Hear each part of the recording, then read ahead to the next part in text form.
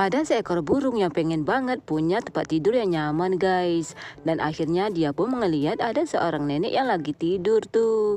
Dan dia pun berinisiatif untuk mencuri barang-barang si nenek. Dan akhirnya dia pun mencuri satu persatu barang si nenek tersebut guys. Dan diletakkan di sarangnya. Begitu juga dengan kacamatanya guys. Tak hanya itu saja, pakaian si nenek pun dicuri dan dijadikan tempat tidur dong guys. Namun sayangnya sarang si burung ini malah roboh dan akhirnya barang-barang si nenek pun kembali ke nenek ini guys.